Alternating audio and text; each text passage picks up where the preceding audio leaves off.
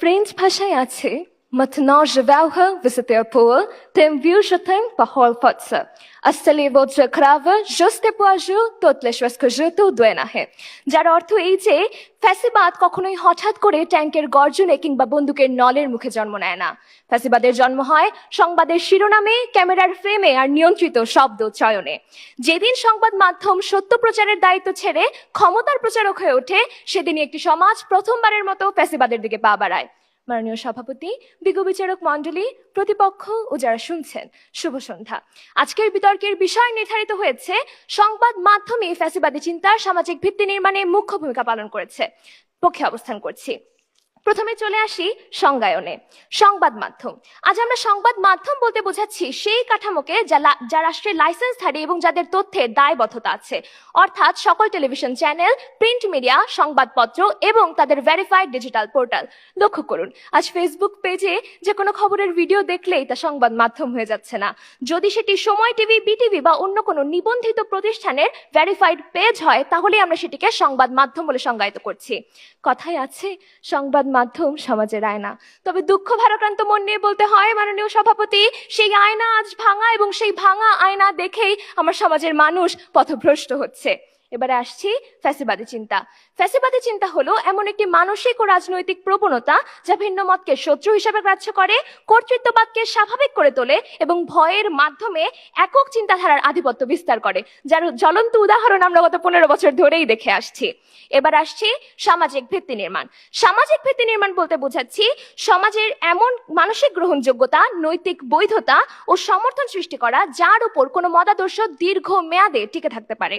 প্রধান ভূমিকা বলতে বোঝাচ্ছি সেই নির্ধারক ও কার্যকর ভূমিকা যা অন্যান্য সহায়ক উপাদানের তুলনায় অধিক প্রভাব বিস্তার করে এবং সামগ্রিক প্রক্রিয়াকে দিক নির্দেশনা দেয়।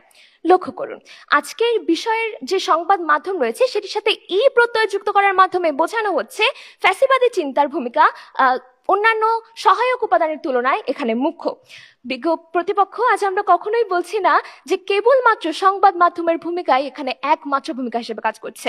আমরা বলছি অন্যান্য সহায়ক উপাদান যেগুলো আছে সেগুলোর মধ্যে থেকে অন্যগুলো গৌণ এবং সংবাদ মাধ্যমের ভূমিকাই এখানে মুখ্য।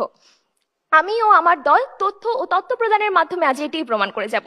মাননীয় সভাপতি, সেই মুখ্য ভূমিকা পালন করতে আজ সংবাদ মাধ্যম 4 দিক থেকে কাজ করছে। কি কি? 1.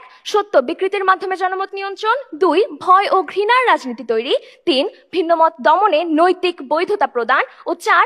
জনগণকে নিষ্ক্রিয় দর্শকে পরিণত করা। প্রথম দিকটা আমি বিশ্লেষণ করছি, পরের 3টি দিক বিশ্লেষণ করবেন আমার দলের বাকি 2 বক্তা। মাননীয় সভাপতি, সংবাদ মাধ্যম যখন সম্পূর্ণ মিথ্যা বলে না, অর্থাৎ অর্ধ সত্য বলে, যখন সত্যের একাংশ আমাদেরকে দেখায় ও অন্যাংশ সম্পূর্ণভাবে আড়াল করে যায়, তখনই শুরু হয় সবচেয়ে ভয়ঙ্কর নিয়ন্ত্রণ। তার জনমত বিকৃতির মাধ্যমে জনমত নিয়ন্ত্রণের সবচেয়ে বড় প্রমাণ হলো 2023 সালে ফক্স নিউজে $788 মিলিয়ন জরিমানা। তারা 2020-এর মার্কিন নির্বাচন নিয়ে জেনে বুঝে মিথ্যা তথ্য ও বিকৃত তথ্য প্রচার করেছিল, যা কেবল একটি নির্দিষ্ট দলের পক্ষে জনমন ধরে রাখতে তাদেরকে সাহায্য করেছে। পরিসংখ্যান বলছে তাদের সেই বিকৃত খবরের কারণে 70% রিপাবলিকান ভোটার বিশ্বাস করতে শুরু করেছিল যে তাদের জনমত চুরি হয়েছে, অর্থাৎ তাদের নির্বাচন চুরি হয়েছে। সংবাদ মাধ্যম যখন তথ্য বিকৃতিকে অস্ত্রের রূপ দেয়, তখন জনমত আর স্বাধীন থাকে না, সেটি পরিণত হয় ফ্যাসিবাদের দাসে। এবং এমন জ্বলন্ত উদাহরণ আমাদের বাংলাদেশের প্রেক্ষাপটেও কিন্তু বিরল নয়। আমরা আজ কেন 2024-এর জুলাই আন্দোলনের কথা বলছি না বিজ্ঞ বিচারক মণ্ডলী?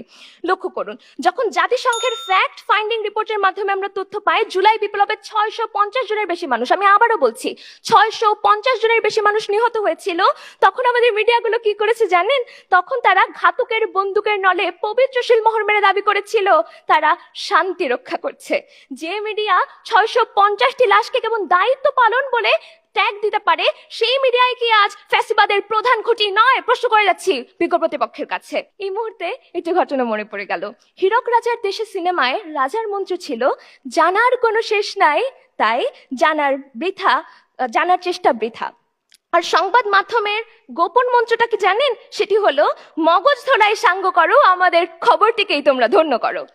আমি এই বলে আমার বক্তব্য শেষ করতে চাই, যখন মিথ্যা সত্যের পোশাক পরে, যখন নিপীড়নকে শৃঙ্খলা বলা হয়, যখন প্রশ্নকারী অপরাধী হয়, যখন নীরব দর্শক আদর্শ নাগরিকে পরিণত হয়, তখন আমাদের বুঝে নিতে হবে ফ্যাসিবাদ আজ ক্ষমতায় না চিন্তায় প্রতিষ্ঠিত হয়েছে। ধন্যবাদ বিজ্ঞ বিচারক মণ্ডলী, ধন্যবাদ সকলকে।